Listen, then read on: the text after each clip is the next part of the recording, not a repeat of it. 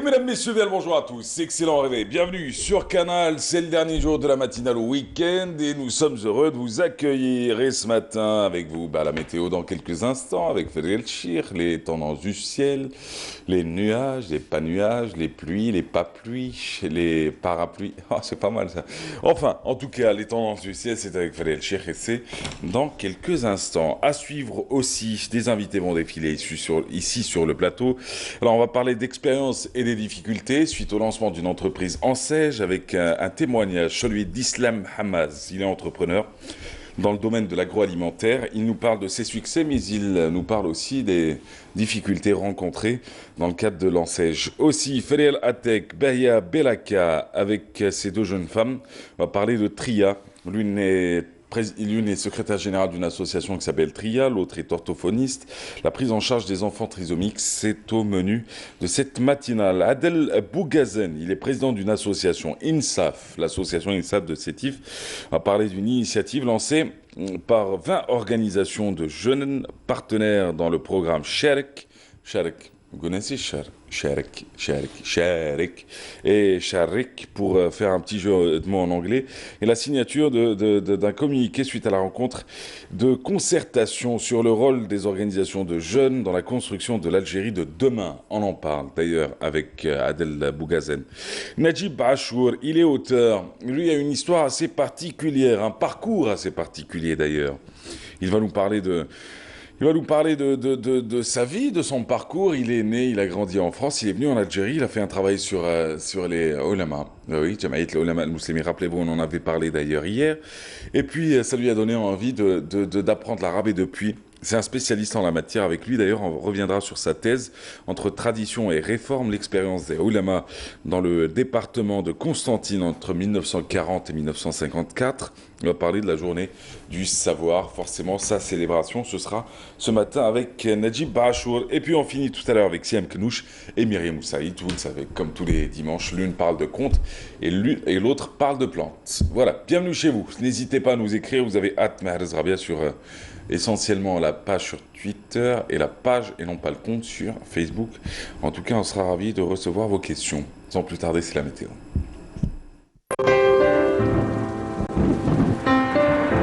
Avec Mobilis, suivez l'air du temps. Mobilis, partout, avec vous. Et la météo de ce matin, c'est avec vous, Frédéric Chir. Frédéric, bonjour. Bonjour Abou Mahrez et bonjour aussi à tous ceux qui nous regardent ce matin. Excellent réveil à vous tous. Eh bien, le soleil est de retour. C'est une journée printanière qui s'annonce avec en prime des températures qui repartent à la hausse à l'ouest comme vers le centre. Aujourd'hui, donc, Météo Algérie prévoit, après dissipation de brume, des nuages bas parfois assez denses, surtout vers l'est.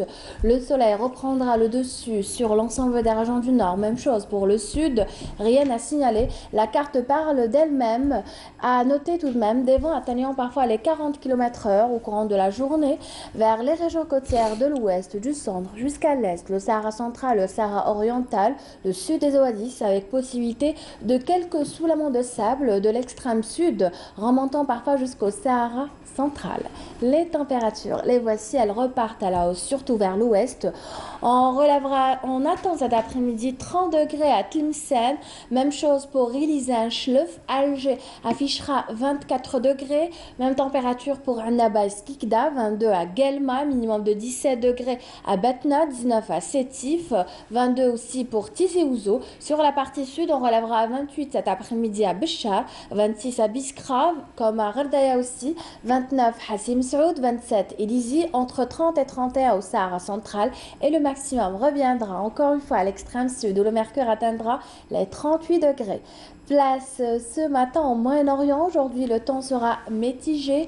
Les nuages s'installeront dès le matin. Ils apporteront quelques faibles pluies vers le nord, plus précisément au Caire, à Damas.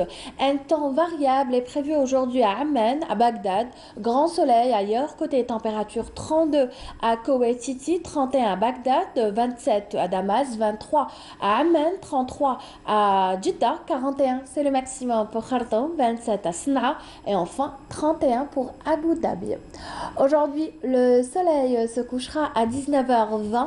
Vous avez toujours le site de Météo Algérie. On gagne aujourd'hui une minute d'ensoleillement. Le site de Météo Algérie donc est mis à votre entière disposition. Les 3 W pour météoalgérie.dz. Profitez du soleil. À tout à l'heure.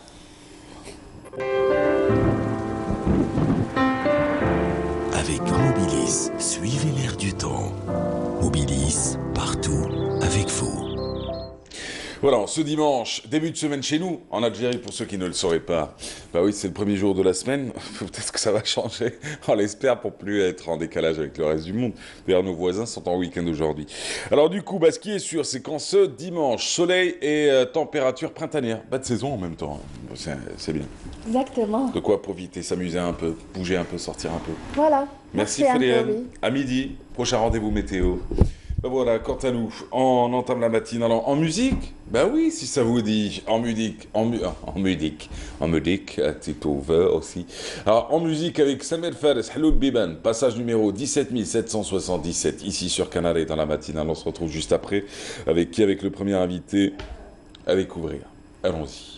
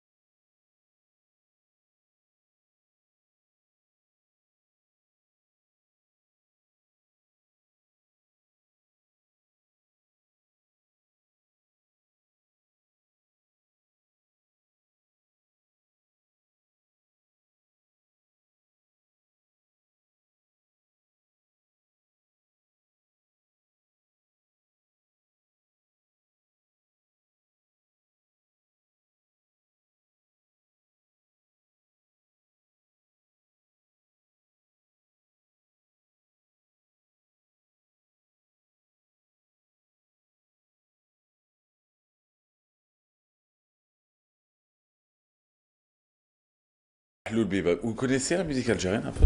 Je connais un petit peu la musique algérienne. Comme qui? Bah, je connais les grands auteurs, comme de ma région notamment, d'origine, Fergani. Après, il y a aussi la musique moderne. Vous êtes de Tlemcen? Non, non, je suis de Constantine. Constantine. Ah, Fergani, ouais, au moins. Il a dit Fergani, je pensais à Al Ghafour. C'est ça le pire. Ouais, alors vous êtes de Constantine. Fergani, mais aussi? Ensuite, il y a la musique shahabi d'Alger, Ouais. avec Grouabi et d'autres Ouais. noms de la musique algérienne populaire. Après, bien évidemment, il y a le raï qui est mondialement connu. Ah, vous écoutez le rail? Mais pas la tête de quelqu'un qui écoute le rail, hein. Je préfère vous le dire d'avance, mais... Ça m'arrive d'écouter du rail. Ah, comme qui? Ouais, le rail des années Ah, 80, le rail des années 80 est de bonne facture. Ah, d'accord. Donc vous remontez loin, en fin de compte. Exactement, je suis né dans les années 80, donc je connais... Alors, ce qui est sûr, c'est que vous êtes enseignant. Vous êtes enseignant, vous êtes auteur également. Vous nous faites le plaisir de partager avec nous un bout de votre expérience. Ça va durer 12 minutes, ça va être compliqué de résumer un peu le tout. Alors, vous êtes né en France, vous êtes né à Montreuil particulièrement. C'était en quelle année? 1980. Il s'appelle Najib Achour. Alors, Najib Achour, vous naissez vous arrivez sur la planète Terre en 1980. Vos deux parents sont algériens. Vous apprenez l'arabe plus ou moins à la maison. Tout à fait. Tout va bien jusque-là. Et puis, dans le cadre de vos études, vous réalisez une thèse de doctorat. Et le sujet de cette thèse-là, c'est forcément... L'association des ulama dans la région de Constantine, après la mort du Cheikh Ben Badis. Alors, ce qui vous intéresse, c'est effectivement l'après-décès de Cheikh Ben Badis. Pourquoi cette partie-là? Parce qu'en fait, il n'y avait pratiquement aucun travail universitaire sur la période post-Ibn Badis. Oui. Donc d'où mon intérêt pour cette période. Alors, cette période-là, elle s'étale de 1940 à 1954. Tout à fait, oui. Alors, vous dites comment vous cherchez, votre travail, en tout cas votre thèse, tourne aussi sur comment l'association a survécu. Exactement. A survécu entre 40 et 54 sur le terrain, comment elle a pu s'imposer, comment elle a réussi à continuer à se développer, à diffuser le savoir et la connaissance qu'Ibn Badis voulait absolument d'ailleurs lui-même diffuser. Et alors, ça donne quoi? Ça donne un retour en Algérie, en fin de compte. Exactement. Ouais. Exactement. C'est fou. C'est la vie. Vous revenez en Algérie alors que vous avez connu l'Algérie que pour les vacances. Pour les vacances et aussi pour le travail universitaire, pour l'enquête de terrain, parce que j'ai dû retrouver des cadres de l'association des ulama qui avaient milité durant cette période-là. Et donc j'ai dû séjourner longtemps à Constantine et aussi à Alger, où j'ai rencontré notamment de son vivant le Cheikh Abdelrahman Chibani. Ouais. Donc, voilà. Et là, vous vous consacrez aussi à l'apprentissage de la langue arabe, la langue classique. Vous connaissez le dialecte, vous connaissez la langue algérienne, on va dire, si on peut l'appeler ainsi. Ce doux mélange de plein de mots et d'accents complètement différents. Mais là, vous vous intéressez à la langue classique. Vous l'apprenez à Constantine, à Alger Non, du tout, en fait. Je suis toujours en France, où je suis des cours dans une université, en fait. Ouais. Voilà. Alors, votre doctorat, vous le réalisez pour Paris 7, enfin, dans le cadre des études que vous réalisiez d'ailleurs, que vous faisiez à Paris 7. Comment a-t-il été perçu une fois fini? Il a été bien accueilli. Oui. Parce qu'en fait, comme je vous l'ai dit précédemment, c'était une période qui était vierge de tout travail historique concernant l'association des ulama. Et je me suis notamment intéressé à travers ma thèse aux sections locales. C'est-à-dire comment l'association des ulama faisait pour activer sur le terrain, quelles étaient les alliances locales. Parce qu'en fait, il y a les grands cadres de l'association des ulama qui ont une vision quelque peu pragmatique du politique, et sur le local, la vision est totalement différente, l'action est différente, donc voilà. Alors, j'ai envie de vous dire, est-ce qu'elle survit, cette association, entre 40 et 54? Elle survit, elle est même en pleine expansion. L'association des ulama déjà survit à la mort du Cheikh Ibn Badis, elle se réorganise après la mort du Cheikh Ibn Badis. Ensuite, il y a la disparition du Cheikh Mbarak El-Mili en 45, donc deuxième coup dur. Et ensuite, le troisième coup dur, c'est les massacres du 8 mai 1945, où il y a où la plupart, la quasi-totalité des grands cadres de l'association des ulama sont arrêtés, et des militants qui sont des membres, des sympathisants, des militants qui sont tués durant les massacres du 8 mai 1945. Parce qu'il faut savoir que des membres de l'association des ulama étaient aussi membres des scouts, des SMA. Et les SMA ont complètement été décimés après le 8 mai 1945. Et donc l'association des ulama survit à trois événements qui auraient pu lui être fatals. Oui. Et en 54, quel rôle joue l'association des ulama? Pour la Révolution, pendant le début de la Révolution, en fait, ce qu'il faut savoir, c'est que pour ce qui concerne la Révolution, l'engagement est tout d'abord individuel. Il y a des élèves de l'association des ulama qui, dès 1954, dès que commence la Révolution, prennent fait et cause pour la Révolution. Et pour ce qui concerne la direction, il y a eu, la direction était quelque peu partagée, parce qu'en fait, il y avait la direction qui était au Caire, le Cheikh Bachar Brahimi qui était au Caire, à l'époque d'Abdel Nasser. Et en Algérie, la situation était tout autre, où c'était Cheikh Larbi Tebessi qui présidait au destiné de l'association des ulama. Et lui, il avait la réputation d'être beaucoup plus radical que les Cheikh Bachar Brahimi, que Cheikh Khalidi. Radical sur quelle question? Sur la question théologique, religieuse, non, du tout, sur la question politique? Non, sur la question politique. Oui. L'ancienne direction de l'association des ulama, à savoir celle qui était emmenée par le Cheikh Bachar Brahimi, était dans le pragmatisme. C'est-à-dire, on a de bonnes relations avec les autres courants politiques du nationalisme, que ce soit l'UDMA ou le PPA, on essaye d'être au-dessus des partis. Pour ce qui est de Cheikh Larbi Tebessi, c'est beaucoup plus radical. Comment dire, on n'a rien à faire avec le politique, on est véritablement au-dessus du politique, au-dessus de tous les courants politiques, et c'est nous qui devons être les gardiens et protecteurs de la foi des Algériens. D'accord, gardien et protecteur de la foi des Algériens, c'est très bien. Mais sur le plan de la résistance, ça donne quoi? Sur le plan de la résistance, durant la Avant Révolution, 54? Avant 54, c'est tout d'abord la résistance culturelle. Oui. Le fait, comment dire, il y a un grand combat culturel qui est mené par l'association des ulama visant à revivifier la langue arabe, à revivifier les activités culturelles de langue arabe. Il faut savoir que les ulama ont été de grands amateurs de lettres et d'art. Ils ont développé le théâtre culturel de langue arabe en Algérie. Je peux citer un de ses principaux protagonistes, à savoir Rida Houhou, qui est d'ailleurs mort martyr, qui est assassiné en 56-57, si ma mémoire est bonne. Donc il y a toute une activité culturelle qui est menée par l'association des ulama pour que l'Algérien ait pleine conscience de sa culture et de son identité. Alors rappelons que vous êtes enseignant historien, que vous êtes installé actuellement de l'autre côté de la Méditerranée. Vos travaux de recherche aujourd'hui ont-ils donné naissance à des ouvrages qui permettent aussi de savoir en fin de compte l'association des ulama, de la connaître sur une période dont on parle très peu, vous l'avez bien dit. Hier, nous avions le plaisir de recevoir sur ce plateau le président de l'association de Jamiat al-Ulama al-Muslimin qui nous avait parlé de la sortie de ces deux ouvrages, Éveilleur des consciences, Ibn Badis. Alors deux ouvrages, en réalité, c'est un ouvrage de langue, pour ne pas dire n'importe quoi. Alors ça, c'est l'ouvrage en langue française. Je ne sais pas si vous l'avez eu entre les mains ou pas encore. Si, j'ai contribué à l'ouvrage. Vous avez contribué? Ouais, j'ai 3 contributions. Magnifique. En tout cas, c'est un superbe livre. Enfin, déjà, c'est un beau livre, parce que c'est un beau livre, comme on le classe d'ailleurs dans le monde de l'édition. Et puis de l'autre côté, c'est un super moyen d'en savoir un peu plus sur Ibn Badis, sur savoir un peu sur son parcours, connaître Jamiat al-Ulama al-Muslimin, connaître surtout la diffusion du savoir, de la religion également de la part de Jamiat al-Ulama al-Muslimin sur une période, et puis où vous arrivez sur 40-54. Est-ce que ça va donner naissance à un ouvrage, à un livre?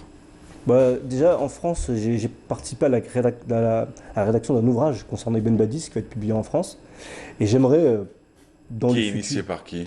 En fait, c'est par une maison d'édition libanaise. D'accord. Donc ils ont trouvé le sujet intéressant, surtout qu'il y a peu de choses en langue française sur Ibn Badis. Oui. Et ça peut donner aussi lieu à d'autres contributions sur post-Ibn Badis, sur notamment la direction du Cheikh Bachar Brahimi ou bien le Ma'had Ibn Badis. Votre spécialité, c'est quoi? Ma spécialité, en tant qu'historien? En tant qu'historien, c'est l'histoire de l'Algérie coloniale, du nationalisme algérien, et plus spécialement les ulama. Alors, l'histoire de l'Algérie coloniale, c'est-à-dire l'époque coloniale, 54-62 ou 62-1830? 62-1830, mais plus spécialement la phase du mouvement national, en fait, le nationalisme algérien. Parce qu'à travers ma thèse, j'étais amené aussi à étudier les courants... Les PPA-MTLD, l'étoile nord-africaine. Exactement. Et alors dans le département de Constantine. Alors, ça tombe très bien. Vous savez que nous sommes à l'heure de la vérité, à l'époque de toutes les vérités, à l'époque où on ne peut plus cacher une vérité d'ailleurs. Oui. Alors, à l'époque du mensonge, où on reconstruisait, refabriquait l'histoire selon les uns et les autres pour avantager certains personnages plus que d'autres et en détruire d'autres, d'ailleurs, et détruire leur famille par la même occasion, et révolu aujourd'hui.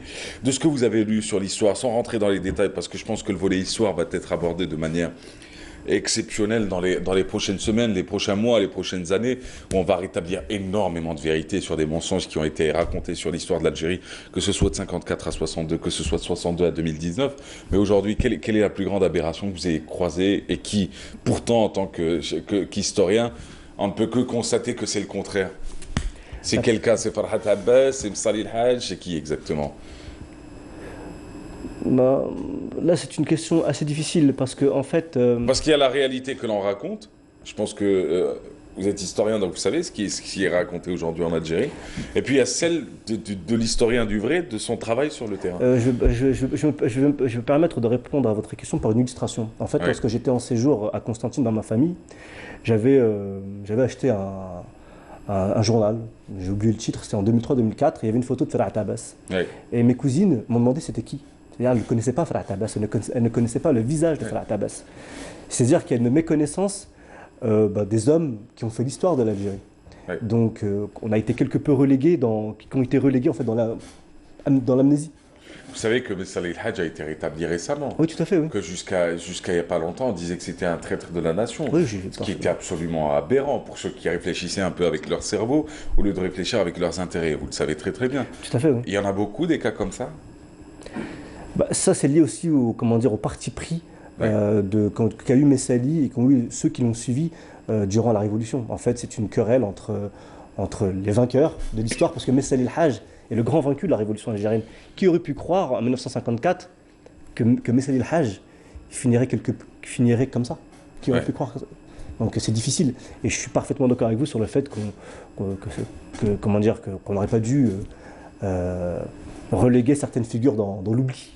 C'est cela, parce que, bon, je ferme la parenthèse très rapidement, mais quand on lit déjà le livre qui a été écrit par la fille de Messali, d'ailleurs mon père Messali, c'est comme ça qu'il s'intitule, déjà, il y a la détresse de la famille, parce qu'ils ont subi, pendant les 50 années qui ont suivi, des rumeurs sur Messali, alors que Messali voulait juste, sur le plan politique, défendre une solution politique et non pas militaire. Et encore, on dit qu'en 54, quand à l'appel du FLN, il y en a eu beaucoup qui étaient des messalistes et qui ont rejoint parce qu'ils pensaient aussi que c'était la vision partagée par Messali. Je ne vous mouillerai pas sur ce sujet-là, je pense qu'on aura le temps d'en parler. Sur Ibn Badis. Oui, sur Ibn Badis. Qu'avez-vous découvert sur la personnalité de cet homme, même si vous avez travaillé sur l'après-mort de Ibn Badis jusqu'à 1954, déclenchement de la guerre de libération nationale, mais qu'avez-vous découvert sur cet homme dont on ne parle que très peu? Tout d'abord, c'est le défenseur de l'identité et de la culture algérienne, qui a véritablement, comme le disait Malek Benabi, il est né au moment le plus tragique de l'histoire algérienne. Et donc ça pouvait que fondamentalement me parler à moi qui suis né et qui ai vécu en France et qui vit toujours en France. Donc le combat d'Ibn Badis ne pouvait que me parler. Ouais. Donc la défense de sa culture, de son identité, le fait d'être éternellement attaché à l'Algérie, l'amour de l'Algérie, tout ça c'est Ibn Badis. Dans quelles conditions vivent les Algériens aujourd'hui en France? Je parle pas je parle pas d'argent, hein, je parle pas de conditions... Je ne parle pas de classe sociale ou autre, mais je parle de la vie des Algériens. Vous savez, la vie des Algériens en France, elle est quelque peu... On finit d'ailleurs avec ça. Oui. C'est surtout la rupture avec l'Algérie qui est quelque peu difficile. C'est-à-dire que les Algériens en France vivent en état d'extériorité par rapport à leur propre culture. Ils ne connaissent que très peu ou juste en surface l'histoire de leur pays. Et donc c'est ça qui est dramatique et c'est en cela que le combat d'Ibn Badis peut parler aux gens d'immigration. Ouais. Merci à vous. Mais c'est moi qui vous remercie. Merci d'avoir été parmi nous. Mais c'est moi qui vous remercie. C'était un plaisir. J'espère vous revoir très prochainement. J'espère qu'on aura l'occasion de se retrouver pour continuer à parler et de la publication de votre thèse, peut-être, pourquoi pas éditée et disponible un peu partout. Et par la même occasion, revenir un peu sur l'histoire. Sur l'histoire qui doit être absolument débattue de toute manière et ce sera fait. On en a la certitude aujourd'hui. Merci encore, Nedjib Achour. Rappelons que vous êtes enseignant, historien. La célébration de la journée du savoir a-t-elle changé? Juste je finis avec ça. A-t-elle changé cette célébration-là entre l'époque Ibn Badis et l'époque que l'on vit aujourd'hui? Elle n'a absolument pas changé en fait. C'est l'association des ulama qui a institué le 16 avril comme date du souvenir de la personnalité et de l'action du Cheikh Ibn Badis. Et ensuite ça a été acté dans l'Algérie indépendante. La tradition des ulama a-t-elle évolué ou est-elle toujours la même que celle de l'époque Ibn Badis? Ça je ne pourrais vous dire, c'est une question assez difficile. Mais il y a une volonté de rester fidèle. Ouais. Il y a une volonté de rester fidèle. Merci à vous. Merci je vous en prie, c'est moi qui vous remercie. Allez, quant à nous, là, Lamia Boudbouda nous parle d'une passionnée. Alors, elle, je pense que vous avez déjà vu le reportage. C'est une jeune femme qui a fait ses études à l'étranger, qui est de retour en Algérie, qui est vétérinaire. Et d'ailleurs, elle a lancé son entreprise et sa petite start-up, son petit cabinet, grâce à l'Ansège. Et ça tombe très bien. Juste après, on parlera de l'expérience Ansège d'un jeune entrepreneur, Islam Hamaz, entrepreneur dans le domaine de l'agroalimentaire et du bâtiment. Il nous parle des bienfaits, des bons côtés de l'Ansège, mais aussi des difficultés et les mauvaises rencontres. On se retrouve juste après Lamia Boudbouda. Excellente matinée.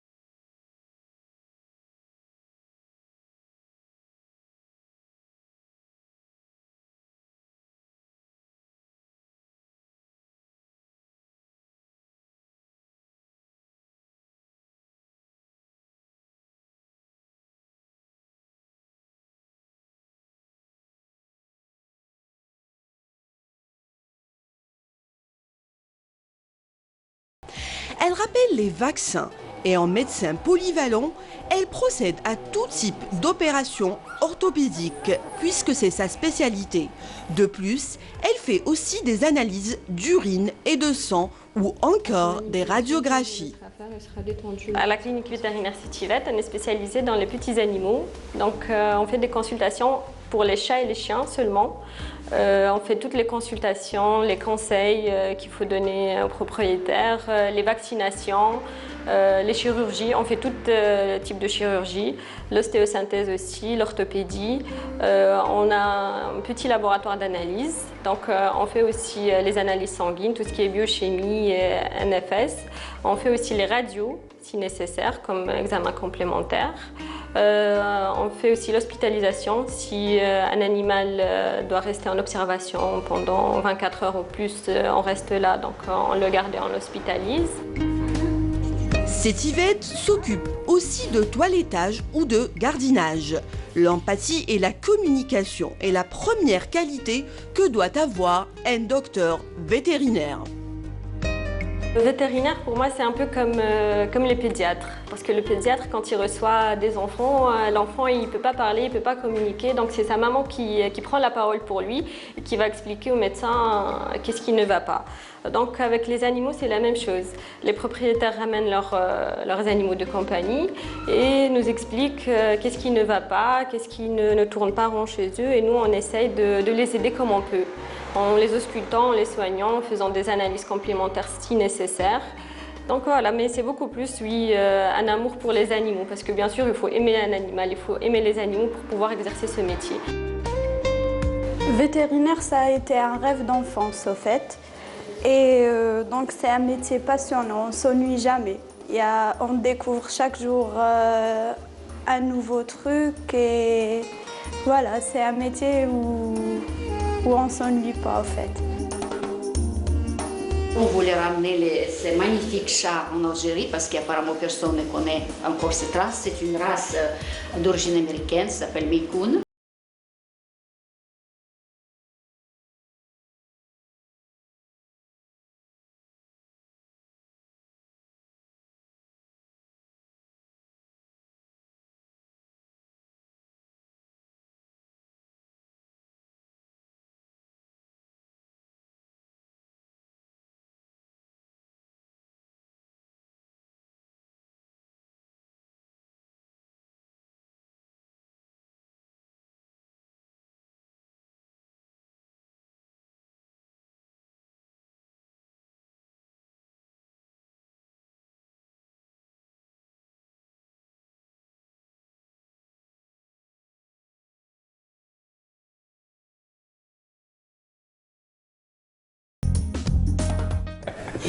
Excellente matinée. C'est beau les chats. Vous avez un chat, vous? Un chien. Ah, ça va un chien? Vous avez un quoi? Pitbull. Non. Ouais. Un pitbull? Ouais. Un nain ou un gros? Non, à taille standard, 46 cm. 46. Oui. Vous l'élevez en appartement? Non, un jardin. Et... Un jardin. Ouais. Ah bah, ils ont besoin d'espace. Hein? Il est bon? Vous l'avez bien dressé? C'est difficile, mais ça va. C'est vous qui l'avez dressé ou... Je l'ai emmené, mais je préfère que ce soit moi. Ouais, c'est beaucoup mieux. Vous savez ce que faisaient certains chenilles? On appelle ça un chenille, non? Non, c'est ça? Oui. Ouais, les dresseurs, là, oui. ce qui va avec. Quand il y a un gros centre et tout. Oui. Vous savez ce qu'ils faisaient quand c'était des races particulières? Ils la couplent à plusieurs reprises. Pendant que vous... ça c'est le moins grave. Ah d'accord. Ah, ça c'est le moins ouais. grave. Vous savez, le deuxième truc, c'est quoi? Quand ils n'arrivent pas, par exemple, oui. à lui faire des choses, bah, ils disent qu'ils l'ont perdu. Ah ouais? Alors qu'il n'est pas perdu. Il y a eu plusieurs cas comme ça. Ah là là. C'est affreux. Hein. Ouais. Vous l'avez appelé comment? Lucifer. Lucifer. Oui. Ah ouais. Mais en fait, ça c'est la mythologie latine. C'est l'histoire. La mythologie grecque, c'est plus Vénus, c'est l'étoile du matin. Ouais. Lucifer, c'est ça. Ensuite, les latins, ils ont transformé ça en diable. En diable, bah ouais. J'allais vous dire. C'est Belzébuth, c'est... Exact, Balthazar. Balthazar et autres. Bah, bienvenue à vous. Il s'appelle Islam Hamez. Avec vous, on va parler d'un parcours assez particulier. Alors vous êtes licencié en commerce. Vous avez réalisé d'ailleurs un MBA par la suite. Exact. Vous avez épousé une jeune femme qui venait d'un autre secteur, d'un autre domaine qui était plutôt les maths appliquées. Les mathématiques appliquées. Ça ne vous a pas empêché d'être heureux, de vous marier, de lancer une série d'entreprises, alors 2 en particulier. Comme vous êtes originaire d'Oum Bouakhi, vous vous dites, tiens, c'est plus facile peut-être d'aller à Oum Bouakhi, je ferai partie du système des quotas, Alger est surchargé. Vous arrivez là-bas et pourtant vous mettez 4 ans pour lancer votre entreprise. C'est affreux ça. Exact. Alors que nous, à la télé, on vous vendait pendant de longues années. Il suffisait d'allumer la télé pour dire lancez c'est magnifique, lancez c'est beau. C'est vrai que c'est magnifique et c'est beau pour certains, ça a été le cas en tout cas. Mais pour vous, vous rencontrez plutôt les pires blocages du monde, quoi. Qu'est-ce qui s'est passé? Alors c'était des blocages tout d'abord, merci pour l'invitation, mais c'est des blocages avec l'antenne de l'enseigne locale qui forçait un petit peu les promoteurs d'aller vers tel ou tel fournisseur, désolé pour ça. Et ensuite, c'était la banque, mais c'est plus des procédures administratives qui prenaient beaucoup de temps. D'accord. Oui, ça prenait, pour un accord bancaire, ça devait passer de la direction locale, l'agence, vers la direction régionale, pour aller revenir à la direction générale d'Alger. On parlait de 6 mois, rien que pour une décision comme ça. Ouais, sauf que vous, ça met 4 ans. On va y revenir dans quelques instants si vous le permettez. Alors votre rêve sur la partie un peu plus positive de cette interview, c'était de lancer une entreprise. D'abord, dans le secteur du bâtiment, vous l'avez appelé comment? Dans le secteur du bâtiment, c'est au nom de mon épouse, Adélia Keroua. Adélia Keroua. C'est une personne physique, vu que mais c'est vous faites quoi au juste? On fait plus de la sous-traitance. Oui. Ça peut aller des bordures de l'aménagement des cités, jusqu'à maintenant, on est sur un projet de promotion immobilière d'un certain promoteur pour qui on sous-traite la construction, les grosses œuvres et tout ça, donc, sur les hauteurs de Chalchel. Donc les constructeurs arrachent les marchés et après on les donne aux petites entreprises pour les réaliser. Exactement. C'est bien. Exactement. On ne peut pas concurrencer cela. C'est bien. C'est cool. C'est comme dans le quartier, quand ta mère te dit va nettoyer le jardin, si tu as un peu d'argent, tu appelles ton voisin. Hein? Un cher. Tu l'as fait, toi, hein? Alors du coup, ce qui n'empêche, vous lancez cette entreprise, vous dites aujourd'hui on fait face à une concurrence déloyale. Parce que c'est les grosses entreprises, même sur des petits marchés, des petits travaux, on se rend compte qu'elles sont là, qu'elles ne lâchent rien et que nous, à côté, on se demande pourquoi. Oui. En fin de compte, on a choisi cette voie, c'est ça?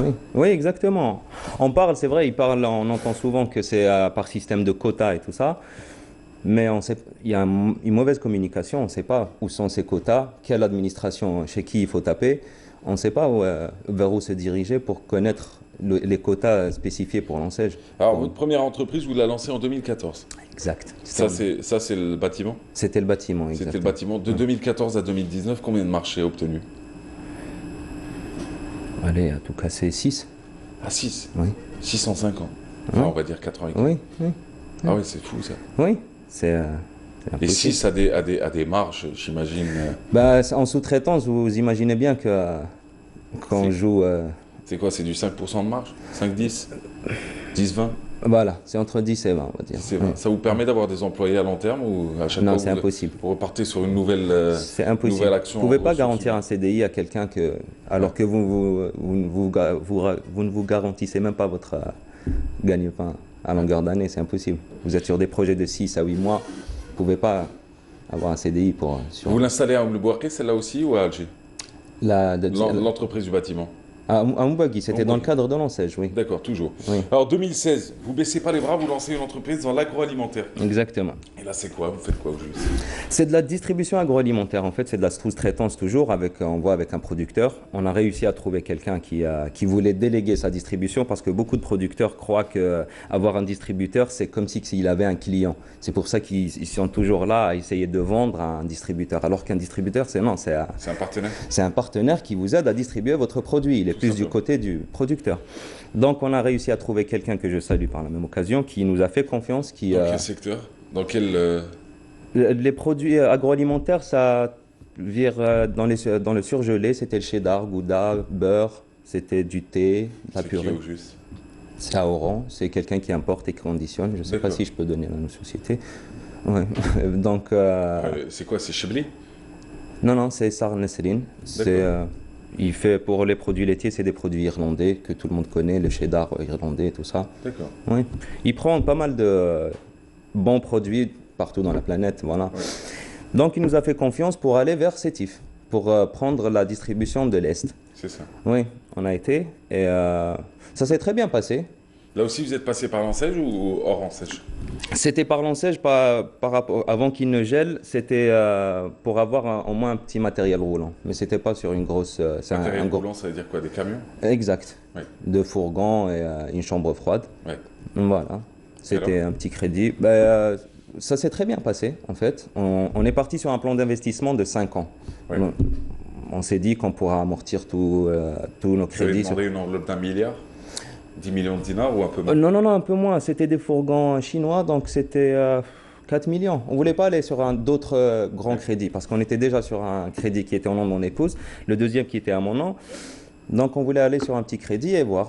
Ensuite, on s'est retrouvé à emprunter chez les gens, en fait, chez la famille, tout ça, pour essayer de compléter l'investissement. Pour compléter l'investissement, là, on s'est rendu compte qu'il fallait beaucoup. Ça, non? Bah oui. C'est difficile. C'est difficile de faire face aux gens à chaque fois, de leur demander de l'argent, qu'ils voient que vous êtes encore en train de patiner. Mais à un moment donné, ça a commencé à donner des fruits, jusqu'au jour où la conjoncture économique du pays a voulu, d'un seul coup, rupture de stock, et on se retrouve dos au mur. Le protectionnisme économique, quelquefois aveugle, c'est un peu ça. Hein. Exact. C'est-à-dire qu'on veut protéger les producteurs locaux, mais on protège les produits qui n'existent pas. Exact. Ah, c'est comme l'histoire de la voiture. Hein. Tu interdis l'importation, mais tu offres des... Je peux ouvrir la parenthèse ou pas? Vous connaissez le système des véhicules ou pas?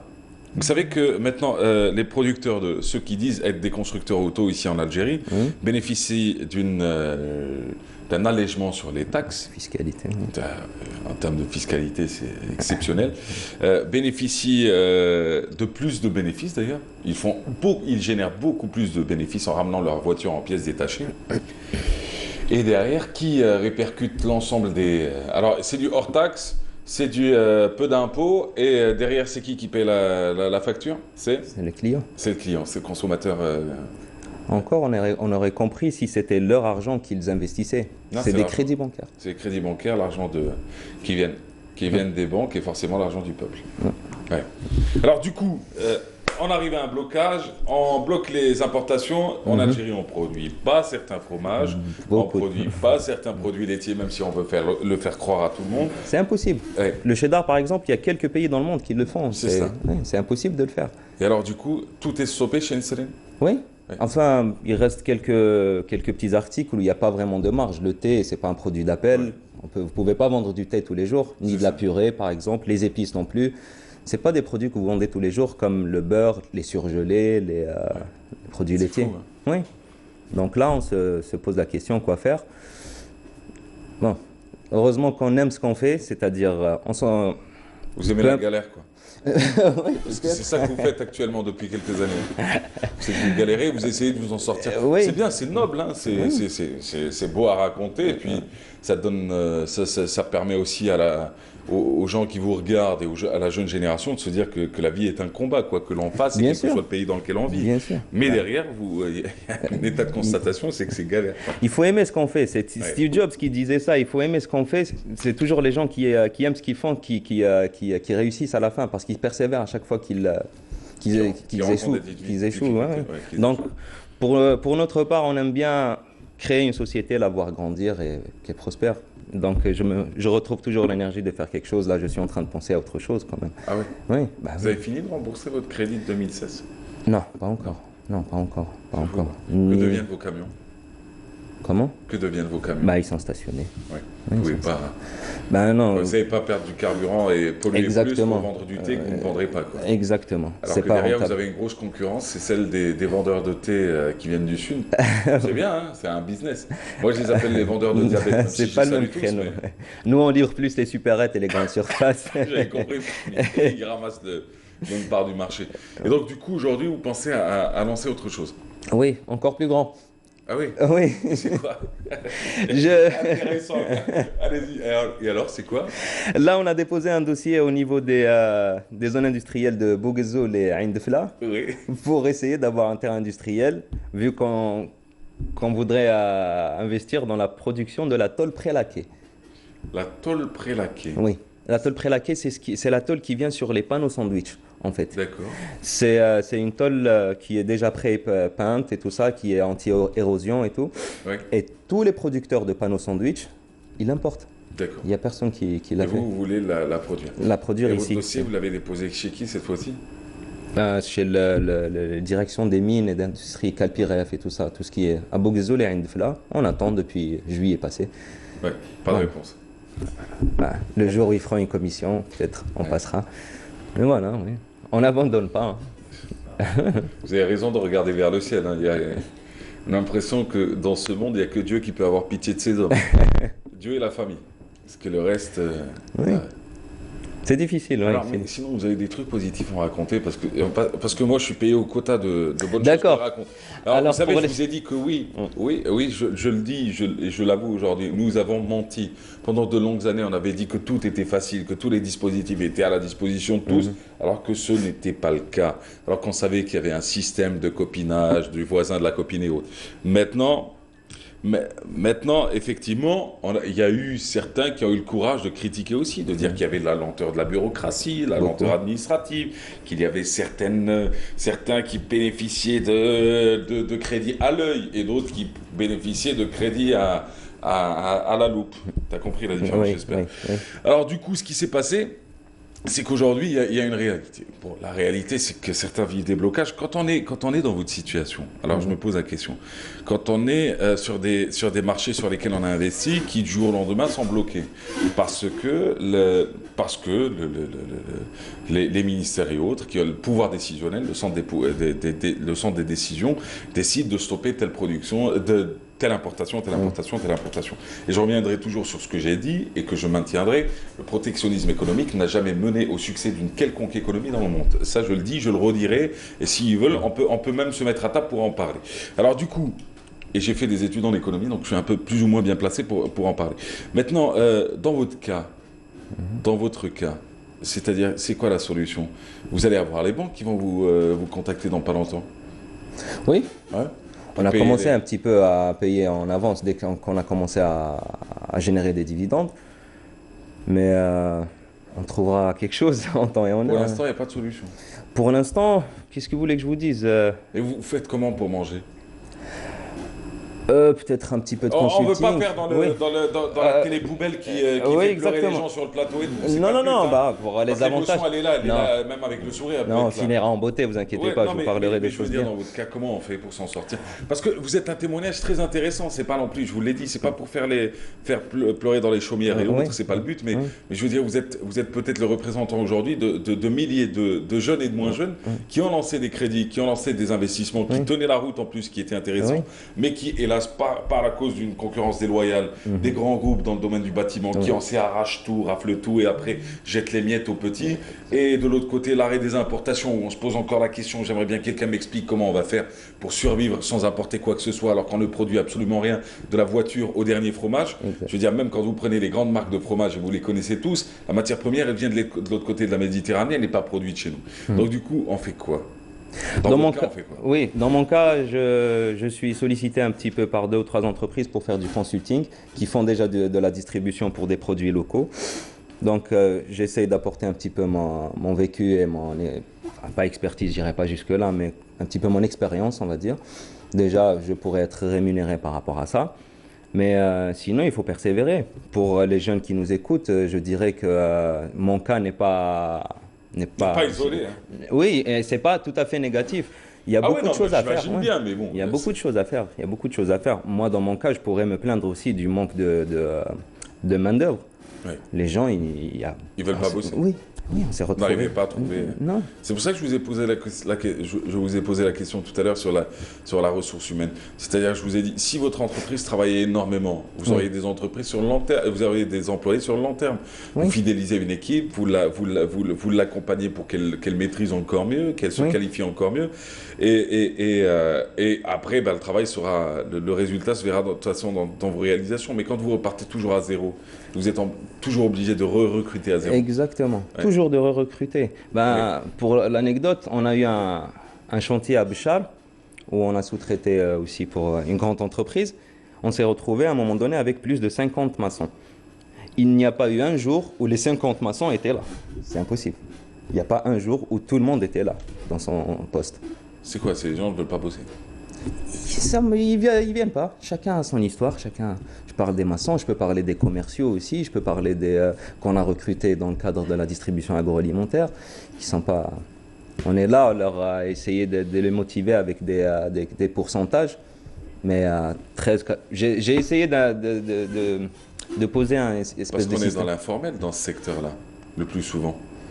Dans- Peut-être pas dans votre cas, mais par rapport à ces maçons sur la partie individuelle, on est Ils dans veulent de pas être. l'informel. Pour la plupart, je vais le dire franchement, il y en a beaucoup qui veulent pas être assurés. Vous connaissez le modèle étranger, comment fonctionne? Lequel? Comment on arrive? Anglo-saxon ou franco? Ah, on va aller chez les Français, on va même pas aller chez les... Ok. Pourtant, c'est pas le meilleur, hein, c'est le pire. Ouais. Tous les défauts qu'on traîne, bureaucratie, protocole Oui. assez lourd, c'est la hiérarchie où tu es obligé de dire « Oh, je vous salue, cher directeur ».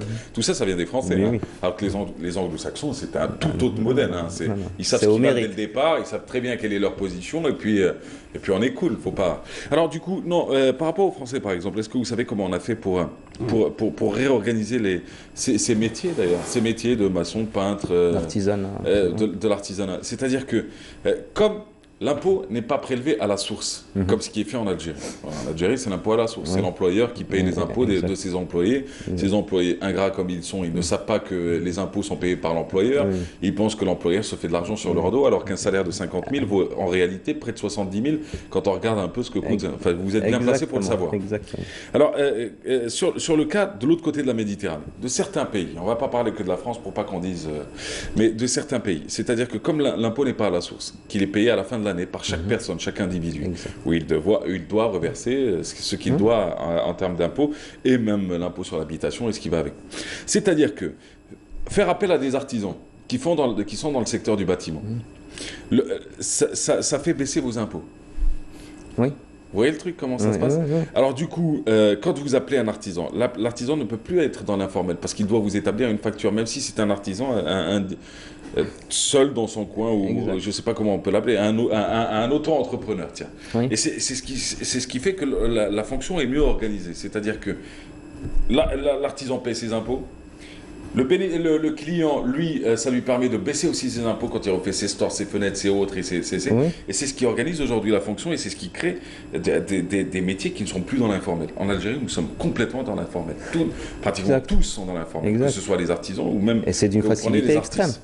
C'est d'une facilité extrême. C'est ça. Le fait de détourner les impôts, c'est à la portée de n'importe qui. Ouais. Donc, pour parler du système francophone, je dis que c'est mieux, oui, que tout le monde se partage un petit peu le fardeau.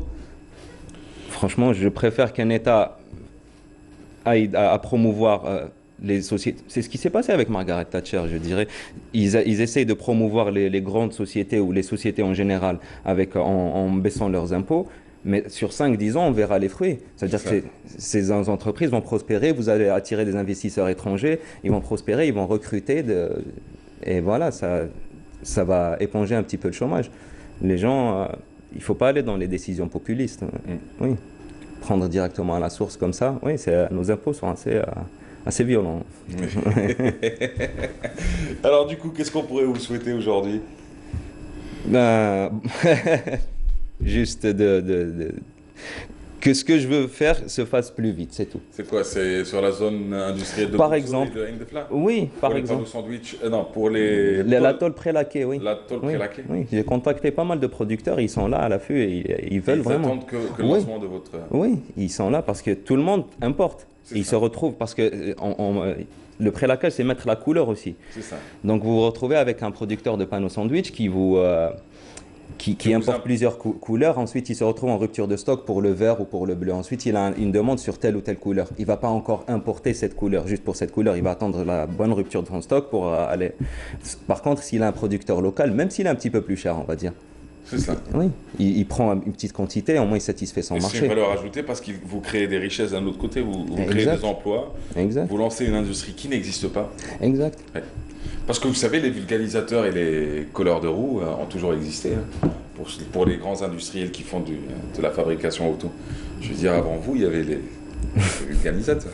Je dis ça, je dis rien. Merci à vous. Merci de m'avoir reçu. Salut à votre épouse. Vous avez des enfants ou pas? Pas encore, non. Ah bah c'est tant mieux, parce que ça va pas avec le pitbull, j'ai envie de vous dire. Si, au contraire, ils sont très sociaux. Ah oui? Oui. Ah c'est bien. Oui. Il n'y a pas de mauvais chiens, il y a des mauvais Vous maîtres. habitez à CTMD, non? Oui. Ouais. Je passerai un jour voir votre pitbull. Bienvenue. Ouais, j'aimerais sincèrement, hein, Oui. j'aimerais bien. C'est vrai, un pitbull, on a toujours l'impression que c'est du show. Ah, c'est une mauvaise pas image. forcément. Non. Bah, bon courage. Merci Islam beaucoup. Hermès, rappelons que vous êtes entrepreneur dans le domaine de l'agroalimentaire et du bâtiment. Vous avez parlé aujourd'hui des difficultés. On n'a pas forcément tapé sur l'enseigne, bien au contraire, à part le fait qu'il ait mis 4 ans pour obtenir son crédit et son projet à Oum-le-Bouaké encore.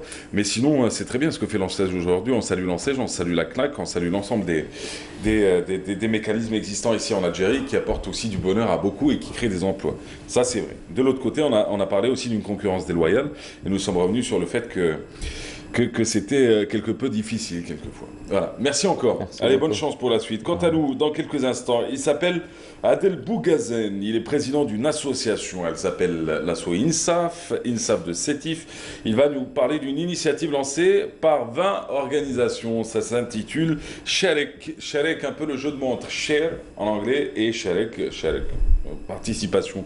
Ça, on en parle dans quelques instants, si vous le permettez. Juste après qui? Juste après quoi? C'est à découvrir tout de suite en images. Alors, c'est le sujet de Maya Amrani. On va parler d'artisanat, la maison de l'artisanat à découvrir absolument. C'est parti avec elle. Allez, on se retrouve juste après. Le centre Ali Mellah offre la possibilité aux artisans de se stabiliser et d'avoir un espace afin de promouvoir notre riche artisanat et de permettre à ces génies de l'imagination et de la créativité d'exposer leurs produits finis pour mieux le commercialiser.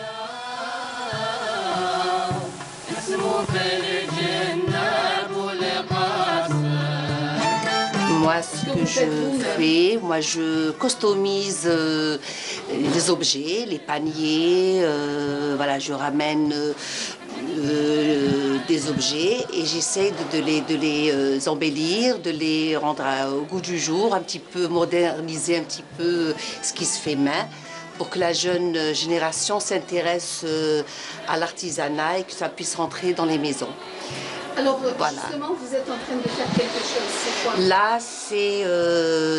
Là, c'est du savon bio avec des parfums naturels et j'essaie de les customiser comme ça.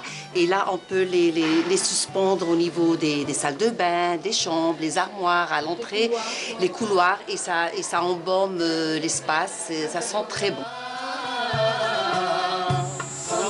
Le couffin, très prisé et surtout écologique, refait surface. La bijouterie reste la mémoire vivante d'un génie populaire qui a su traverser les siècles. Inspiré de ce passé, Jezia a réussi à imposer sa propre création. J'en ai fait ma marque d'ailleurs, c'est École Art Création. Donc c'est des colliers, foulards ou des foulards accessoirisés par des bijoux. Le plus souvent traditionnel, donc pour moderniser le port du bijou traditionnel et le faciliter aussi. Donc voilà, on trouve du msharraf, donc la boucle qui s'est transformée en pendentif, des bijoux en filigrane, la main de Fatma qui est travaillée en filigrane ou en découpage de différentes manières. Donc les bijoux que nous réalisons, donc nos créations, nos propres créations en argent ou en cuivre, nous essayons la plupart du temps de les monter sur des colliers de pierres semi-précieuses, de perles de culture, cristal. Quant à l'espace réservé à la thérapie par le miel, les dattes et les fruits, le docteur Harhoura nous explique. On propose à l'année donc tous nos produits, que ce soit donc les miels et les produits de la ruche, que ce soit les différentes confitures, que ce soit les confitures à base de fruits et à base de légumes. Et autre chose, elle fait aussi la confiture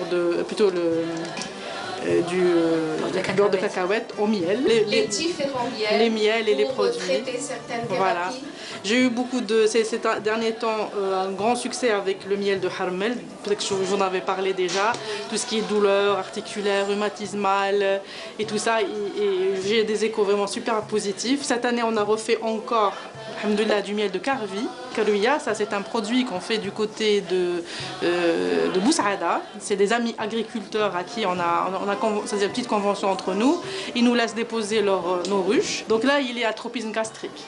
Donc tout ce qui est colopathie, mauvaise digestion, constipation chronique. Mais ma spécialité, c'est des confitures de fruits et légumes. On a fait des confitures d'aubergines, tomates, carottes, citrouilles, fenouil, surtout fenouil. J'adore fenouil. Surtout confiture de fenouil, oui. C'est très bon aussi pour les intestins. Ah oui, c'est très bon pour les intestins, oui, c'est très bon. On dit aussi avec le confiture, on avait gingembre. Le gingembre, c'est très bon pour la toux. C'est très bon pour la toux. En tous les cas, c'est des produits naturels, 100% naturels, sans conservateur, sans rien du tout, sans conservateur ajouté. Le seul conservateur, c'est bien le sucre. Je suis boulangère artisane, je fais du pain sans améliorant avec du levain naturel, spécialement pour les diabétiques et pour les cœliaques, sans gluten. Et là, j'ai lancé mon biscuit à la poudre de date, sans sucre ajouté. En fait, la poudre de date, c'est des dattes séchées, broyées et qui nous donnent une farine. Et c'est à partir de là qu'on peut faire beaucoup de choses. On peut faire des biscuits, on peut faire des pains d'épices. Et la farine, vous la mélangez avec quoi? Alors la farine, je travaille en collaboration avec un meunier qui me ramène de la farine naturelle. Alors mes gâteaux, c'est à base de maïzena et de farine de date mélangée avec des œufs et du lait. Voilà. Pas de sucre, pas de sel? Non, pas de sucre, pas de sel. C'est naturel, c'est du 100% naturel. Nous avons eu une attirance vers les tissus et les broderies berbères. Ça fait plus de 30 ans que je travaille. Je travaille pour des boutiques, je travaille pour des modélistes. Et mon travail me plaît. Ce travail-là doit être juste au niveau du travail qui est... Oui, voilà. C'est-à-dire je monte le modèle. Voilà. Et voilà. Sans oublier la ceinture, bien sûr. Oui, il y a la ceinture. Oui. Alors cette juba-là appartient à ma fille. Le jour de son mariage, c'est cette juba qu'elle a portée. L'artisanat ne cesse de nous offrir des créations toujours plus étonnantes grâce au savoir-faire de nos artistes dans le domaine. Ah, la maison de l'artisanat, je parle comme les Suisses ce matin. Et je salue tous ceux qui nous regardent de Suisse, de Genève et d'autres villes. Alors du coup, c'est un plaisir de vous avoir avec nous. C'est parti, ça continue avec le monde associatif et toutes ces actions, ces initiatives lancées d'ailleurs ce matin. Témoignage de celui qui nous vient de Sétif pour l'occasion. Adel Bougazen, bonjour. Bonjour. Bienvenue à vous. Vous êtes président d'une association qui s'appelle INSAF. Oui. INSAF créée en 2014 à Sétif, agrément obtenu en quelle année? En 2014. En 2014. Ouais. L'action avait commencé en quelle année? En début 2015, exactement. Début 2015. Ouais. Alors, du coup, avec vous, c'est une association que l'on va présenter, une association à caractère socio-culturel. Ouais. Qu'est-ce qui vous a donné envie de lancer une association? C'est le besoin. Hein. Donc, bonjour avant tout. Donc, merci pour l'invitation. Donc, quand on crée une association, ça veut dire qu'il y a un besoin. Donc, nous, à Sétif, on a constaté que il y a une catégorie de la société, donc les enfants et les jeunes, donc qui ont besoin de nous. Et donc on est un groupe de jeunes en 2014. On a décidé de créer cette association. On faisait des activités avant, donc à titre informel, mais on a décidé de concrétiser l'association en 2014. Donc c'est une association qui travaille beaucoup plus sur la promotion de l'esprit de la citoyenneté, donc chez les jeunes et les enfants aussi. Ouais. On commence aussi avec les enfants. Et voilà, donc à travers plusieurs actions, donc dans le domaine culturel, dans le domaine de la solidarité aussi, et dans le domaine de l'environnement. Voilà. Et donc notre association travaille aussi et développe des activités et des projets, donc avec des partenaires publics, Donc on travaille avec la direction de l'action sociale, la DGS, donc la direction de la culture, les APC aussi, mais aussi avec d'autres associations au niveau national. Donc on essaye de développer des projets, des activités et des initiatives ensemble. Alors les actions phares de 2018, c'était lesquelles? En 2018, en termes de solidarité, enfin, je commençais par la culture et la sensibilisation. On a organisé une grande activité de sensibilisation sur les dangers d'Internet. Donc avec l'UNICEF, donc il y avait tout le staff de l'UNICEF, avec aussi le groupe Ahbab l'UNICEF et tout. On a fait une grande activité de sensibilisation sur les dangers. Ahbab l'UNICEF, ouais, sur les dangers d'Internet. Ahbab Sadr Bjaoui, c'est pas Ahbab l'UNICEF. Voilà, c'est une activité quand même qui était très importante. On voulait sensibiliser les enfants et les parents aussi sur les dangers d'Internet, quand même un sujet d'actualité. Et aussi en termes de solidarité, comme partout en Algérie, le mois de Ramadan, on doit le marquer donc, avec des opérations.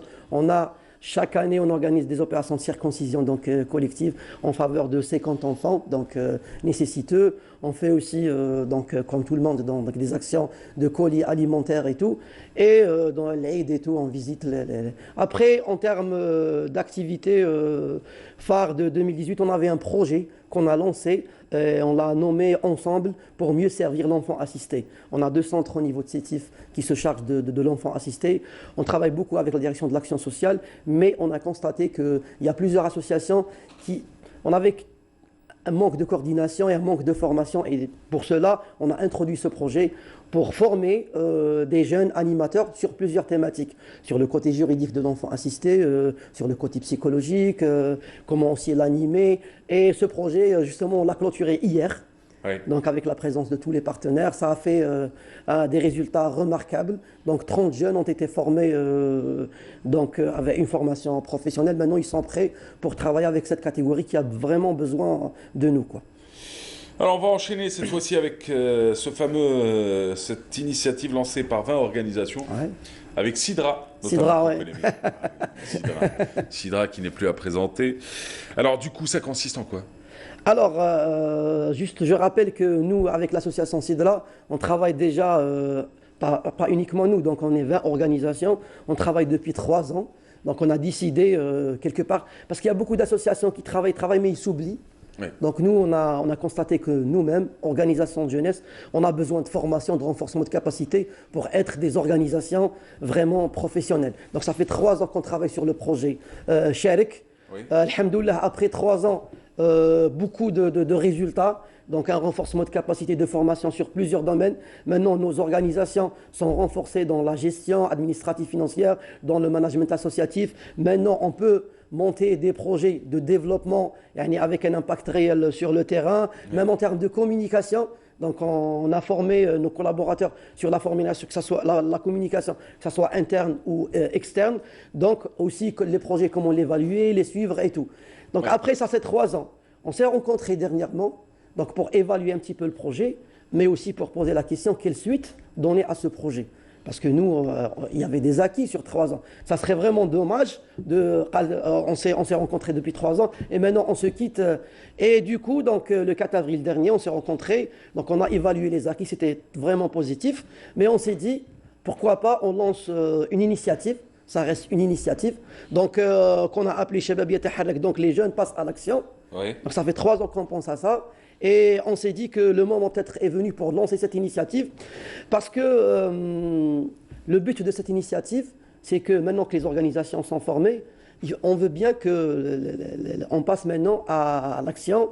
Il faut que les jeunes soient vraiment des acteurs dans le développement de notre Algérie de demain. Et donc on s'est fixé comme objectif d'agir. Donc on va agir pour améliorer un petit peu la participation des jeunes algériens, donc en tant qu'acteurs incontournables dans la vie publique.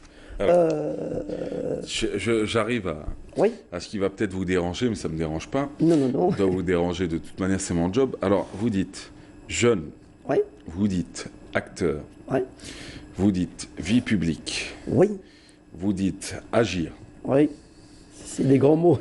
Non, mais c'est bien parce que, en fin de compte, vous reflétez la télévision de 2019, quoi, du 21e siècle. C'est beaucoup de mots et peu d'exemples, peu de sens pour ceux qui regardent. Ouais. Alors moi, je regarderai, je serai assis, affalé sur mon fauteuil. Ne prenez pas ça pour une critique. Non, il n'y a pas de souci. Dites-vous que vous avez eu l'occasion de répondre à une catégorie de la population qui se pose trop de questions. Oui. Alors du coup, moi, je suis affalé sur mon fauteuil, je vous écoute parler, je me dis, oui, mais c'est bien, il est mignon ce garçon, mais c'est beau ce qu'il dit, l'engagement, le truc, l'action associative. De toute façon, l'action associative, pardon, c'est quelque chose d'exceptionnel. L'engagement militant, c'est quelque chose d'exceptionnel. Mais ça se traduit comment tout ça? Alors, nous, on a lancé l'initiative. Et donc, la première chose qu'on a fait... L'initiative laquelle?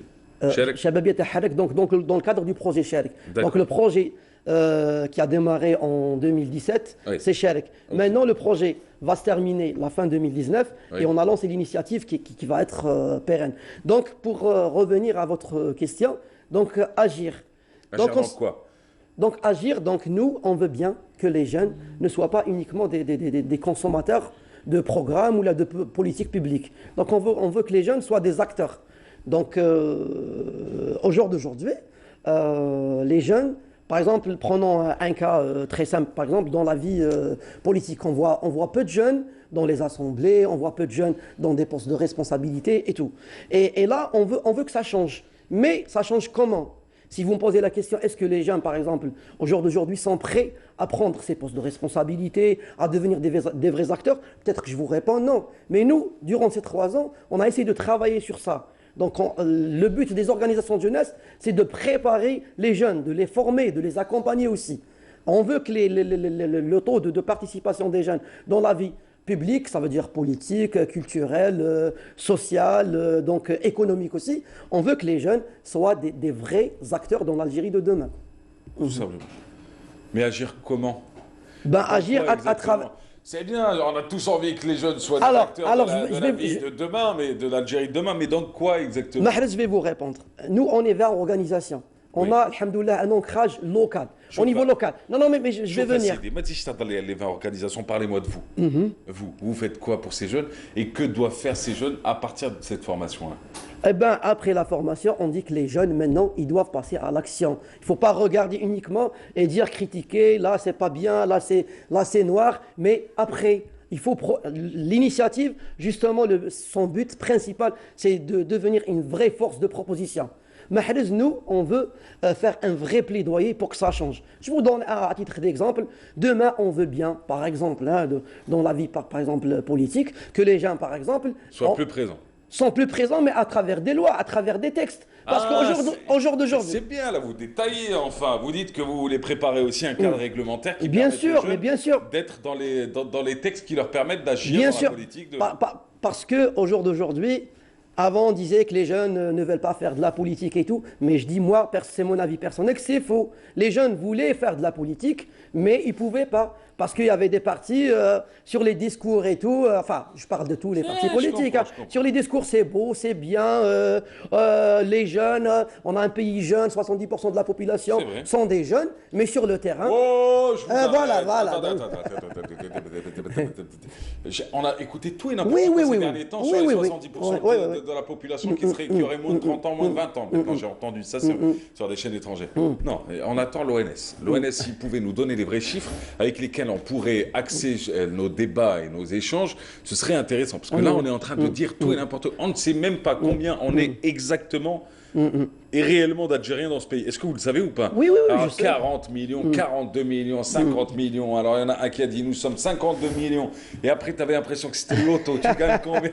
Stop, slowly. ONS, Organisation Nationale des Statistiques, si vous pouviez faire votre job, nous donner les vrais chiffres. Ça nous permet, à nous, journalistes, de pouvoir mieux poser les thématiques, mieux développer les argumentaires et autres. D'accord. On est beaucoup de jeunes dans ce pays. Très bien. Oui. Et justement, on veut que ça se traduise aussi en termes de prise de décision, en termes de responsabilité. Demain, par exemple, je vous donne un exemple. Par exemple, les maisons de jeunes, les centres culturels, qui sont dédiés principalement aux jeunes et aux enfants. On veut bien voir demain des responsables, ou là, dans les conseils d'administration, dans les structures de décision, des jeunes qui ne décident pas uniquement des consommateurs de programmes. Ça veut dire qu'au jour d'aujourd'hui, on peut le dire, que les programmes et tout ce qui concerne la jeunesse, il est bien préparé. On demande aux jeunes d'appliquer ce qui est déjà fait. Nous, on veut que ça change. On veut que les jeunes soient impliqués, surtout dans les sujets qui concernent les jeunes. Au jour d'aujourd'hui, par exemple, je vois bien que, par exemple, demain, le ministère de la Jeunesse et des Sports, par exemple, veut bien faire une politique publique jeunesse concernant les jeunes. Et on veut bien que les jeunes soient concertés en amont, pas en aval. On ne prépare pas un programme, on demande aux jeunes, par exemple, d'aller exécuter. Les jeunes, ils doivent être... Et je continue juste sur les lois, parce que ça va être notre travail principal. C'est le point le plus important que vous avez Voilà, parce qu'on s'est dit, au niveau local, on ne peut pas faire de plaidoyer, mais quand on se regroupe, donc on va faire du plaidoyer, du vrai plaidoyer structuré, professionnel, pour que ça change. Par exemple, on veut créer des lois, changer des lois, pour une meilleure implication des jeunes dans la vie publique, et on va le dire, dans la prise de décision. Voilà, donc les jeunes, mais par contre, nous, en organisation de jeunesse, on va travailler sur la formation et l'accompagnement de ces jeunes. C'est cela. Voilà. C'est bien ça. Vous résumez bien les choses. Je suis content. Merci. Fallait vous pousser un peu pour aller vers... Mahrez, je ne vous cache pas, nous, au niveau des organisations, on s'est dit que le travail associatif classique, le qdim, comme on dit, colis, alimentaire, c'est bien, mais ce n'est pas suffisant. On doit passer maintenant vers des actions de développement de l'Algérie de demain. On va se projeter sur le moyen terme, sur le long terme, et voilà. Adel Bougazen, président de l'association INSAF. Vous avez une page Facebook? Oui. Qui s'appelle? Donc INSAF Association Sétif. Et plus un site internet www.insafalgérie.org. Voilà. Merci monsieur. Aïchek, merci, c'est moi qui vous remercie. C'était un plaisir de vous recevoir. Vous repartez à Sétif quand? Aujourd'hui? Non, demain. Demain? Je reste avec mes amis de Sidra un peu après. Je repars demain. Vous faites une petite réunion aujourd'hui? Non, on n'a pas de réunion. Non. Je suis venu juste pour Parce que nous, après l'initiative, parce que dans la formation, on s'est dit que la communication, elle est très importante et donc du coup, on communique sur notre initiative. Sidra l'a bien compris depuis des années déjà. Oui. Ils le font très bien d'ailleurs. Ils le font très bien. Et avec le sourire. Ouais, ils n'ont jamais pris de passage de force comme d'autres qui étaient soutenus par des groupes occultes et qui passaient quand ils voulaient. Eux, c'était toujours avec un bon sujet, avec une bonne préparation, c'est super. Et vous les saluerez et je salue tous les gens de Sétif et d'INSAF en particulier. Je vous souhaite beaucoup de succès. C'est un plaisir de vous recevoir, Adel Bougazen. Allez, quant à nous, on se retrouve dans quelques instants avec Siam Knouch pour ses comptes et avec Myriam Moussaïd pour ses plantes. Voilà. Ce sera juste après ce portrait d'une agricultrice, une femme agriculteur. Elle s'appelle Fatma Zohra Pelarbi. Elle est à découvrir. C'est signé Fariel Hamdi.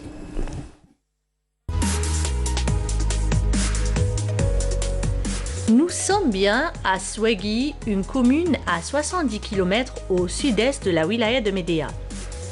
En cette période de l'année où les gens de la région sont occupés aux travaux des champs. Une zone à fort potentiel agricole, comptant de nombreuses fermes et des terres fertiles, enchâssées entre le territoire de la commune voisine de Bni Slimane. Fatma Zohra fait partie de ces rares chefs d'exploitation. Elle a repris la ferme de ses parents. تربيت في مناخ تاع فلاحه. انا حببت هذا الشيء ومع صغري كانوا هذا اللي راك تشوفي فيهم خدامين لما يكونوا هما رافدين كان كلش على الزوايله كان كلش يخدموا فيه تقليدي يرفدوا ديك الشبكه تاع القمح انا نشد فيها ونبدا ندعلج ونبدا راكبه وما يخافوا عليا بعدي منا كذا بالك يقول لك الولد تاعها يعيط ولا كاش ما يصرى لها ولا حاجه ولكن نحب نخدم هذاك الشيء نحبه. بعد خرجت يديروا البحير راني معاهم يخدموا الفلاحه راني معاهم يروحوا يحرثوا انا معاهم. ومن بعد مع طول السنين وكذا ولما كبرت قعدت هذاك الشيء حتى ولما تزوجت ما تزوجتش انا بزاف صغيره حوالي 24 ولا 25 سنه ولكن ما قطعتش هذا الشيء نجي لعند بابا ونخدم معاه ما خطيتوش.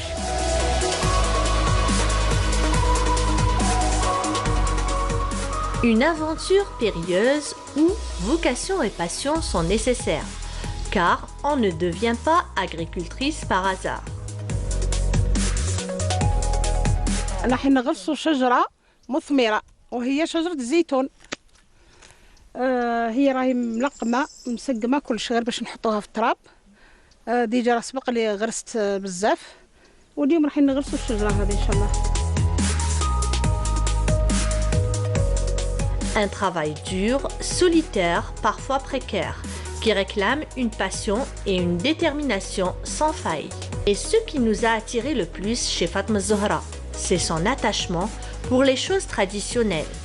Elle garde toujours son blé fermenté dans des silos, le matmoura. Et un peu plus loin, Sa volaille s'agite joyeusement dans son poulailler traditionnel en bois. مرة تاع جدود تاع بكري يخبوا فيها قلت لك القمح والشعير مدة 3 سنين 4 سنين كيما نديروه كيما يبقى قلت لك ناكلوا منه كل عذر حنا نرحو كي وقت الزريعه نجبدوا منه كاش واحد يجي ما عنده زوالي ولا كاش حاجه نجبدوا منه ونلقاوه صحيح ما نديروهش في الديار لعله يخسر في الدار يفسد في الدار يفسد ياكلوا الفار وياكلوا ذيك نديروه في المطمار هذو مديورين للزرع قمح والشعير والنعمه نديروهم داخل في البولاي تقليدي هما الكراجات تاع التقليدي احسن من الحديث يعني ما في السخانه ما في تربيه الفلوس يعني يكون ناجح احسن هذا فيه الحطب هذا يميز الحطب يعني الخشب والخشب هذا النوعيه تاعو من الاشجار لان ما يديرش حساسيه او فيه القصب الليراع اللي يسموه ليراع او يسموه القصب وفيه الطوب تراب. Fatma Zahra exerce aussi le métier d'herboriste, un métier presque disparu, mais qui renaît grâce à l'engouement pour les soins naturels. ملي خلقت لقيت امي لقينا الكبار لقيناهم يعملونا الشيح يعملونا زعتر لما نمرضوا بالهواء يعملونا بابونج يعني على هذا الشيء اللي انشأت عليه هذا السر يصلح الكبار الصغار والله يعني هذا مش راح يهلك ولا شيء ولكن نخدموا السير نخدموا نديروا الضرو ونحطوا كميه من السكر الاحمر يقولوا له السكر قندلي كان بكري. Selon Fatma Zahra, la femme agricultrice algérienne doit travailler dur pour devenir indépendante et participer au développement de leur famille, de leur région et même de leur pays. وش راكم لاباس؟ والله الحمد لله وانتم لاباس؟ نهضر معاك. معايا oui ça va. Oui اختي. Elle est bien cette agricultrice. Oui. Je sais pas si vous l'avez vue, elle est super. Zahra Belarbi. Beau travail. Rencontrée par Frère Hamdi. Bonjour madame. Comment allez-vous? Ça va. Ça va la baisse. Ça va la baisse. Ah bah ça me fait plaisir. Ça va la baisse. Et vous, ça va la baisse? Oui, ça va la baisse. Est-ce que tu as déjà posé la question à quelqu'un, est-ce que ça va? Il t'a dit ça va pas. Culturellement, on ne dit jamais ça va pas. Non, jamais. Non mais attends. Il y a la fierté, il y a la dignité dans l'histoire. Si, je connais des gens qui disent ça va pas et donc la première des choses c'est que je finis par les éviter. Parce que si ça commence par ça va pas, le moral tombe, après c'est contagieux. Non, il y a des gens qui vont très très bien et qui vous disent ça va pas, ça c'est autre chose, ça c'est les gens qui battent le haine. Bof. Ouais, c'est pas notre truc, nous. Ça va, Siam Kilouche? Oh, ça va, ça va aller. Ça se passe bien? Ça se passe bien. Alhamdoulilah. Et toi? Ouais, tranquille. Ouais, il fait beau, oui. Les petites. Ouais. Le réveil est difficile en ce moment. Ah oui, je sais pas si c'est que moi, mais les gamins, tout le monde, on a du mal à se relever le matin. Ouais, c'est le printemps. Donc c'est ça, ouais. Et l'autre qui rigole toute seule. Ah bah c'est comme ça. Je vous laisse à la fin. Je peux pas ne pas rigoler, franchement. Je vous laisse à la fin. Allez, du coup, nous, ce qu'on va faire, c'est qu'on va parler d'un fleuriste. D'un fleuriste. Oui. Donc, Khaled Mouzouni, voilà, pour ne me tromper pas sur son nom de famille. Donc, c'est un fleuriste. Mazouni. C'est Mou ou c'est Ma? Parce que moi, j'ai écrit chez moi Mazouni. Non, c'est Mazouni. C'est Mazouni, c'est moi qui me suis trompée. Donc, Khaled est fleuriste ou Ablida, la ville des roses. Donc, bien entendu, il est tombé dans la soupe tout petit puisque son père et son grand-père étaient fleuristes. La parole, dites. C'est maintenant ou jamais. C'est maintenant ou jamais. Tu je me pose la question si je dois changer mon compte. Alors, posez la question, c'est pas grave. Vas-y. Et donc voilà, je l'ai rencontré. C'est un jeune qui vit vraiment avec son temps puisqu'il se fait une pub pas possible à travers les réseaux sociaux. Et c'est comme ça que vous l'avez découvert. Et c'est comme ça que j'ai découvert. Franchement, c'est un très très beau métier. Il a compris que le monde évoluait. Exactement. Oui. Qu'on n'était pas obligé de faire des milliers de kilomètres pour faire de la pub. Il suffisait juste de rester chez soi, faire un petit TikTok ou un petit truc comme ça. Un petit TikTok, carrément. TikTok, avec des fleurs. Avec des fleurs, avec tout son magasin. Et c'est très très beau à voir. Donc moi je vous propose carrément d'aller voir son petit kiosque. Et ce qu'il fait, c'est très très beau. Et c'est signé Myriam Oussaïd. TikTok. Entre Blida et les roses, c'est une longue histoire passionnelle. Une passion qui a touché Khaled Mazouni dès sa plus tendre enfance. À 26 ans, après des études universitaires, Khaled a fini par succomber et reprendre le métier de son père et de son grand-père.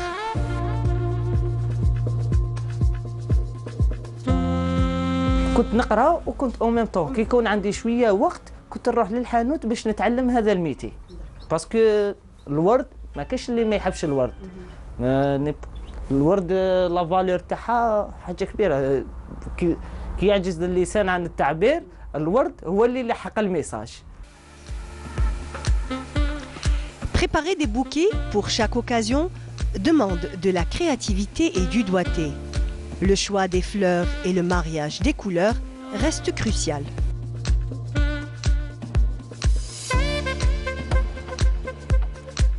Chaque occasion كاين البوكي تاعها. Par exemple كيما هكذايا بوكي تاع فيونساي بوكي تاع الخطبه يكون شويه صغير. بون كوم ان جان ونفهم لي جان دوكا واش راهم يحوسوا شغل كيما هذوما لي بواط حاجه موديل ديفلوبيناهم رانا نخدموا لهم لي موديل هكذا ديجا راهم ليك مبريباريين الهيكا اون ميم طون ما سمحناش في لي موديل لي اونسيان باسكو هما هذوك هما اللمسه هما الصح توجور لو شارم تاعهم ولا فالور تاعهم كبيره هما لا باس ما نقدروش نسمحوا فيهم ما جيتو ديفلوبينا في لي بوكس اي تو صح توجور يقعدوا لي موديل لي زونسيان هما لا باس. La modernité s'invite dans ce métier et Khaled ne manque pas de vivre avec son temps. Faire la promotion de son métier sur les réseaux sociaux a été une évidence pour lui et surtout une nouvelle façon de travailler.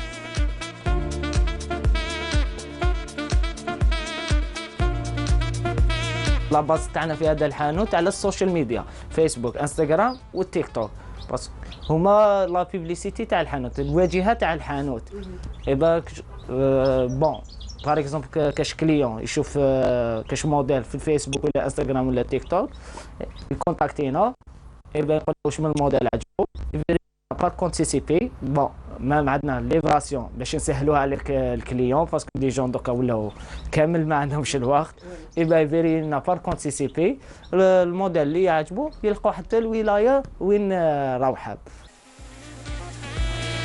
Fleurir les voitures de mariés, créer des bouquets pour de multiples occasions, des fiançailles à la naissance et le savoir-faire de Khaled est la source de sa réussite. Et bien entendu, pour être fidèle jusqu'au bout, il se rend à son lieu de travail à bicyclette et en rouge s'il vous plaît.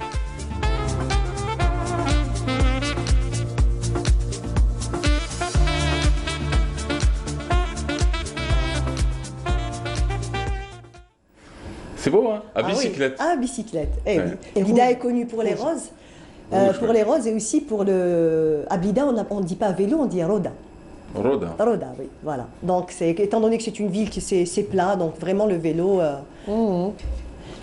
c'est incontournable pour se déplacer. Super. Et ça, sur Facebook, c'est quoi le nom de sa page? Eh ben, c'est alors Mazouni Khaled, tout simplement. Voilà, tout simplement. Mazouni Khaled, le fleuriste. Ça coûte cher les fleurs à Blida? Non, pas vraiment. Combien la rose? Bon, je pourrais pas vous dire, mais bon, on peut avoir un petit bouquet à partir de 2000 dinars, 2500 dinars, et voilà. Ouais. Donc ça dépend, en fait, ça dépend de la saison. Quand c'est pas la saison des roses, donc elles sont quand même importées, donc le prix est un peu plus élevé. Mais quand maintenant à partir du printemps, donc les roseraies, ça va, ça travaille, donc un peu moins cher. Ouais. Voilà. J'ai été acheter des roses la semaine dernière. Et alors, il était à combien le bouquet? Il n'y avait pas. Ah. Il m'a montré une vidéo sur internet, il m'a dit tu as de la conférence à dire World Cat. J'ai dit ça n'est pas mon problème mon frère. Si je veux des roses. Je veux des roses, t'es gentil, t'es psartek d'Aram, mais moi j'ai rien fait après. Bon, madame. Alors, ça va oui, j'hésite en fait entre deux histoires, du moment qu'elle a parlé de la ville des roses. Et mais là, je préparais un conte complètement autre. Il s'agit d'un certain Bahloul. Quand on dit Bahloul comme ça, enfin, ce n'est pas du tout péjoratif, mais on l'appelle Bahloul Hakim ou Bahloul le sage. Je peux me tenir debout. Ça vous dérange si vous pas? voulez, non, du tout. Il a vécu quand même à l'époque de Haroun al-Rachid. Oui. Et il se faisait passer pour un fou. En fait, c'était un maître soufi. Et un jour que la femme de Haroun al-Rachid passait par là, elle a aperçu Behloul qui était en train de jouer avec les enfants et en train de dessiner une maison sur le sable. Alors elle a eu pitié de lui quand même. Elle lui a dit, qu'est-ce que vous faites, Behloul? Il a dit, ben, je dessine une maison, elle est chère, ma maison, elle est très très chère. Et puis elle a vu un gribouillage comme ça. Elle lui dit, elle a eu véritablement pitié de lui et elle lui a dit, tu veux que j'achète ta maison? Et elle lui dit, oui, elle fait 1000 dirhams. Bon, à cette époque, la différence entre dinar et dirham, c'est que dinar était en or et dirham était en argent. Donc c'était 1000 dirhams, c'est-à-dire 1000 pièces en argent. Voilà. Et Zubayda, avec une très grande sincérité, elle achète le gribouillage, je lui dit, tiens, je t'achète cette maison. Alors, cette nuit, Haroun al-Rachid a fait un rêve. Il a vu qu'il rentrait au paradis et que Zubayda, sa femme, avait eu un palace, mais alors un grand palais.